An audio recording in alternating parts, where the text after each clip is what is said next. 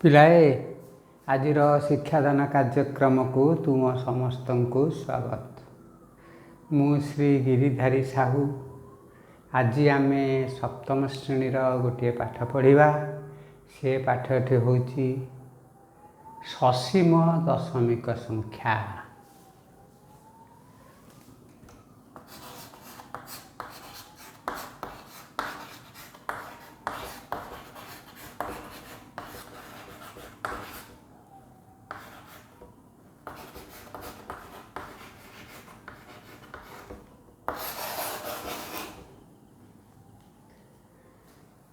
ଏ ପାଠଟି ପଢ଼ିବା ପୂର୍ବରୁ ଆମେ ଦଶମିକ କିପରି ବାହାର କରିବା ସେ ବିଷୟରେ ପଢ଼ିଥିଲେ। ଗୋଟିଏ ହେଲା ହରଫ 10, 100, 1000 କରି ଦଶମିକ ସଂଖ୍ୟା ନିର୍ଣ୍ଣୟ କରିବା। ଦ୍ୱିତୀୟଟି ହେଲା ଭାଗକ୍ରିୟା ଦ୍ୱାରା ଦଶମିକ ସଂଖ୍ୟା ନିର୍ଣ୍ଣୟ କରିବା।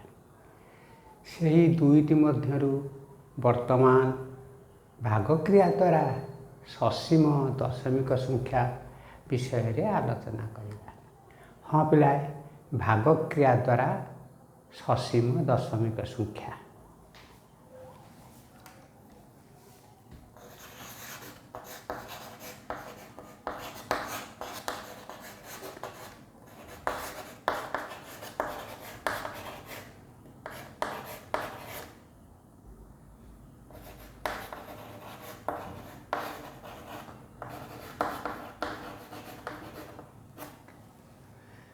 କେମିତି କ'ଣ କରିବା ବର୍ତ୍ତମାନ ଦେଖ ପିଲାଏ। ଗୋଟିଏ ଭଗ୍ନ ସଂଖ୍ୟା କୁହ ଯାହାକି 1 ଠାରୁ ବଡ଼ ହୋଇଥିବ ବା ଅପ୍ରକୃତ ଭଗ୍ନ ସଂଖ୍ୟା। ମନେକର ଗୋଟିଏ ପିଲା 7/5 କହିଲା। 7/5 କହିଲା। ଏହା ହେଉଛି ଅପ୍ରକୃତ ଭଗ୍ନ ସଂଖ୍ୟା। 1 ଠାରୁ ବଡ଼ ତୁମେ ଆଗରୁ ପଢ଼ିଛ। ତେଣୁ ବର୍ତ୍ତମାନ ତାକୁ କ'ଣ କରିବା? ଭାଗକ୍ରିୟା ଦ୍ୱାରା ସମାଧାନ କରିବା। କେମିତି କରିବା ପିଲାଏ ତୁମେ ଲକ୍ଷ୍ୟ କର। ଦେଖ ପିଲାଏ, 7 ହରଣ 5, 5 କିଏ 5, 2 ପଡ଼ିଲା। ଏଇଟା ସାନ ହେଇଗଲା। ତେଣୁ ଏଠି ଦଶମିକ ବିନ୍ଦୁ ଦେଲ, ତାପରେ 0 ଦେଲ, ହେଲା କେତେ? 20 ହେଲା। 5 14 ହେଲା 20, ହେଇଗଲା 0। ଭାଗ ଶେଷ ହେଇଗଲା 0। ଭାଜ୍ୟ ହେଲା 7, ଭାଜକ ହେଲା 5, ଭାଗ ଫଳ ହେଲା 1.4। 1.4। ଇଏ ହେଲା ଆମର ପ୍ରଥମ ପାଠ। ଏଟା ଫାଷ୍ଟ। ସେକେଣ୍ଡରେ ଆମେ ଦେଖିବା। ସେକେଣ୍ଡ ପର୍ଯ୍ୟାୟରେ ଆମେ କ'ଣ କରିବା? ଏପରି ଗୋଟିଏ ଭଗ୍ନ ସଂଖ୍ୟା କହିବା ଯାହାକି 1 ଠାରୁ ବଡ଼ ହୋଇଥିବ ବା ଅପ୍ରକୃତ ଭଗ୍ନ ସଂଖ୍ୟା। ତେଣୁ ଅପ୍ରକୃତ ଭଗ୍ନ ସଂଖ୍ୟା ବିଷୟରେ ଆମେ ବର୍ତ୍ତମାନ ପଢ଼ିଲେ। ବର୍ତ୍ତମାନ କ'ଣ କରିବା? ଗୋଟିଏ ପ୍ରକୃତ ଭଗ୍ନ ସଂଖ୍ୟା କହିବା ଯାହାକି 1 ଠାରୁ ସାନ ହୋଇଥିବ। ସେ ସଂଖ୍ୟାଟି ଗୋଟିଏ କୁହ। ଗୋଟିଏ ଭଗ୍ନ ସଂଖ୍ୟା ମନେକର ଗୋଟିଏ ପିଲା 5/8 କହିଲା। 5/8 ସେକେଣ୍ଡରେ କରିବା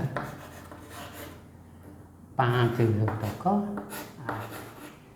5/8 ଗୋଟିଏ ପ୍ରକୃତ ଭଗ୍ନ ସଂଖ୍ୟା। ଏହା 1 ଠାରୁ ସାନ। ତୁମେ ଆଗରୁ ପଢ଼ିଛ। ବର୍ତ୍ତମାନ ତାକୁ ଭାଗକ୍ରିୟା ଦ୍ୱାରା ସସୀମ ଦଶମିକ ସଂଖ୍ୟା କେମିତି ହେଉଛି ତାହା ଦେଖିବା। 5 ହରଣ 8। 5 ହରଣ 8। ପିଲାମାନେ ଏଠି ଲକ୍ଷ୍ୟ କର, ଭାଜ୍ୟଟା କ'ଣ ହେଲା? ସାନ ହେଇଗଲା। ଭାଜକଟା ବଡ଼ ହେଇଗଲା। ତେଣୁ ଆମେ କ'ଣ କରିବା? ଦଶମିକ ବିନ୍ଦୁ ଦେବା। ଦେଲା ପରେ ଗୋଟେ 0 ପକାଇବା। ବର୍ତ୍ତମାନ 50 ହେଲା। 50 ହେଇଗଲା ନା ନାହିଁ? ବର୍ତ୍ତମାନ ତାକୁ ଭାଗ କରିବା 8 ପଞ୍ଚା 40 848 800 ପଡ଼ିବ 4 ବଢ଼ିଲା 2 ବର୍ତ୍ତମାନ ଶୂନ ଦେଇଦେବା। ଶୂନ କାହିଁକି ଆମେ ଦେବା? ଥରେ ଦଶମିକ ବିନ୍ଦୁ ପଢ଼ି ସାରିଲା ପରେ ତୁମେ ଶୂନ ଦେଇପାରିବ ଭାଗଶେଷ 0 ହେବା ପର୍ଯ୍ୟନ୍ତ। ଯଦି ଭାଗଶେଷ 0 ହୋଇଗଲା ସେଇଠି କାମ ସରିଗଲା। ଯଦି ଭାଗଶେଷ 0 ନହେଲା ସେ ବିଷୟରେ ଆମେ ଆଗକୁ ପଢ଼ିବା। ସେଇଟା ମାନେ କେମିତି କ'ଣ ହେବ ସେଟା ଆର ପାଠରେ ଆର ପିରିୟଡ଼ରେ ଆମେ ପଢ଼ିବା। ସେଇଟା ହେଇଯିବ ଅସୀମ ଦଶମିକ ସଂଖ୍ୟା। ବର୍ତ୍ତମାନ ଆମେ ସସୀମ ଦଶମିକ ସଂଖ୍ୟା ବିଷୟରେ ପଢ଼ୁଛେ, ତେଣୁ ସେହି ବିଷୟରେ ଆମେ ଆଲୋଚନା କରିବା। ଥରେ ଦଶମିକ ବିନ୍ଦୁ ଦେଲା ପରେ ଯେତେ ଶୂନ ଦରକାର ପଡ଼ୁଥିବ ତୁମେ ଦେଇପାରିବ, ବୁଝିପାରିଲ? ସେଇ ଦୃଷ୍ଟିକୋଣରୁ 2ରେ ଗୋଟିଏ ଆମେ ଶୂନ ଦେଲେ 8କ ଗାଇବା। 8 ଦିନ ହେଲା କେତେ? 16। 8 ଦିନ ହେଲା 16, 4 ଗଲା ଶୂନ ଦେବା। 8 ପଞ୍ଚା ହେଲା 40, 8 ପଞ୍ଚା ହେଲା 40 ଶୂନ। ପିଲାମାନେ ଲକ୍ଷ୍ୟ କର, ଦଶମିକ ବିନ୍ଦୁ ଦେଇ ସାରିଲା ପରେ ତୁମେ ଭାଗଶେଷ 0 ହେବା ପର୍ଯ୍ୟନ୍ତ ତୁମେ ଶୂନ ଯୋଗ କରି ଭାଗକ୍ରିୟା କରୁଥିବ, ହେଲା? ଆଚ୍ଛା, ବର୍ତ୍ତମାନ ଆମର ହେଇଗଲା 0। ତା ଅର୍ଥ 5 ବିଭକ୍ତକ 8କୁ ଦଶମିକରେ ପ୍ରକାଶ କଲେ 0.625 କହିବା। ଦଶମିକ ପରେ ଗୋଟିଏ ଗୋଟିଏ ସଂଖ୍ୟା କହିବାକୁ ହୁଏ, ବୁଝିପାରିଲ? ସେଥିପାଇଁ ପିଲାଏ 0.625 କହିବା। ତେଣୁ 5 ବିଭକ୍ତକ 8କୁ ଦଶମିକରେ ପ୍ରକାଶ କଲେ 0.628। ଏଠି ଠିକ୍ କେମିତି କରିଥିଲେ ଯେ 7 ବିଭକ୍ତକ 5କୁ 1.4 କହିଥିଲେ ପ୍ରଥମ ପର୍ଯ୍ୟାୟରେ। ଦ୍ୱିତୀୟ ପର୍ଯ୍ୟାୟରେ ଆମେ ଏଇ ପାଠଟି ପଢ଼ିଲେ, ବୁଝିପାରିଲ? ତାପରେ ଆମେ କ'ଣ କରିବା? ଗୋଟିଏ ସ୍ଥାନୀୟ ମାନ ନକ୍ସା ତିଆରି କରିବା। ଦେଖ ପିଲା, ବର୍ତ୍ତମାନ ସ୍ଥାନୀୟ ମାନ ନକ୍ସାଟିଏ କରିବା।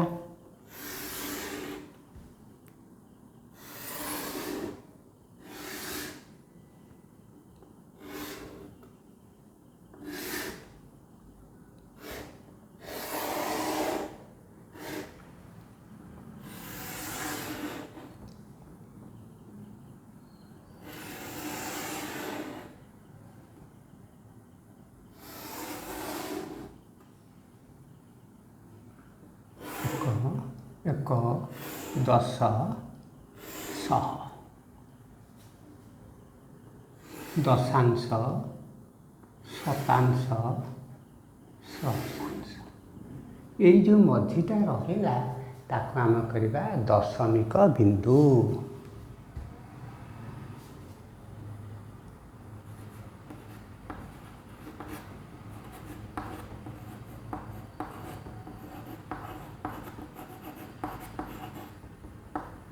এইটা হল দশমিক বিন্দু।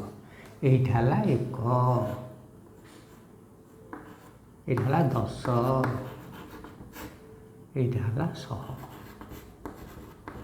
ঠিক সেইভাবে দশমিক বিন্দুরু বাম পটকু 1, 10, 100 লিখিলে। ঠিক দশমিক বিন্দুরু ডাহাণ পটকু ଦଶମାଂଶ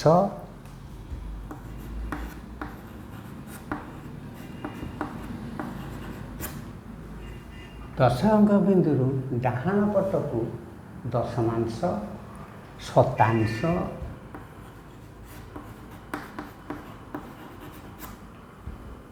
ସହସ୍ରାଂଶ ଲେଖିବା।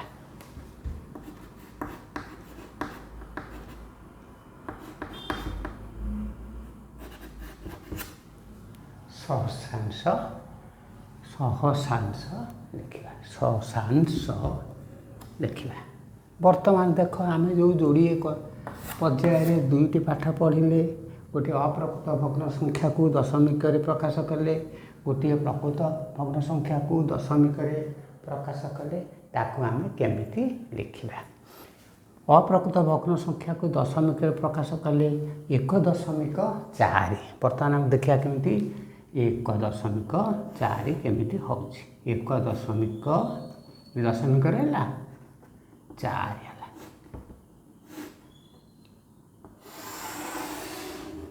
1.4 ताको आम विस्तारित रूप में केमिति लिखिबा 1.4 को आम केमिति विस्तारित रूप में लिखिबा। बर्तमान आ गोटे गारटी टाणिबा दशमिक पाखे मिश्रण चिन्ह देवा एठी कौन करवा 1 लिखिबा एठी कौन करवा 1 लिखिबा। लिखि सारा पर कौन करवा दशांश दशमांश घरे आम केते लिखिया पिला जानिछ दशांश घरे 4 विभक्तक 10 लिखिबा 4 विभक्तक 10 4 विभक्त 10 अर्थ कौन पिला जानिछ माने दशांश माने 10 भागरू 4 भाग 10 भागरू 4 भाग तेणु आम 1 मिश्रण 4 विभक्तक 10 लिखि पारिबा। तापर यही पाठटी आमर सरला। बर्तमान ये पाठ उपरकू जावा कौन है पिला देख बर्तमान कौन करवा गोटे गारटे एठी कौन है पिला लक्ष्य कर दशमिक बिंदु ये देल तापर है के 6.625 6टा को आम केमती देखा ये लिखि दियो 6.2.5 आम दशमिक प्रकाश कले 0.625 ताको आम बर्तमान कौन करवा विस्तारित रूप करवा ताको कौन करवा आम विस्तारित रूप करवा। देख पिला गोटे गार टाण विस्तारित रूप कले तो केमती करवा देख पिला बर्तमान गार टाणला एठी लिखिल दशमिक बिंदु देल एठी दशमिक बिंदु देल एठी 6 दशमांश तेणु 6 विभक्तक 10 लिखा 6 विभक्तक 10 लिखा एठी आम केते लिखा ये शतांश घर केते शतांश 2 शतांश 2 विभक्तक 100 लिखा 2 विभक्तक 100 लिखा यहाँ कौ घर सहस्रांश घर तार अर्थ 1000 घर ना नहीं से आम के लिखा 5 विभक्तक 1000 लिखा 5 विभक्तक 1000 लिखा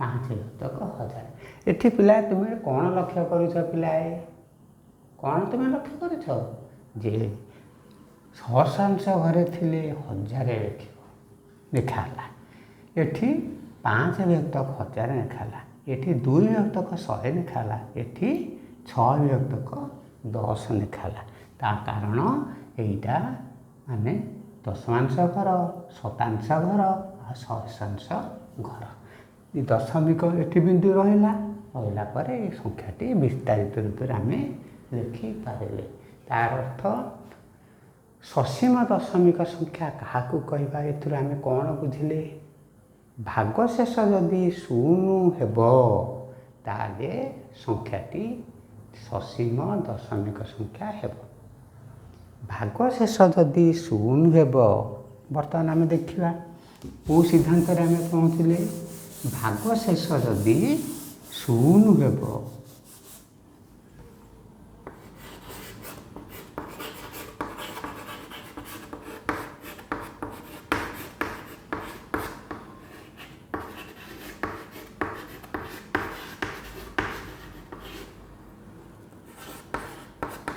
तेबे ताहा ससीम दशमिक संख्या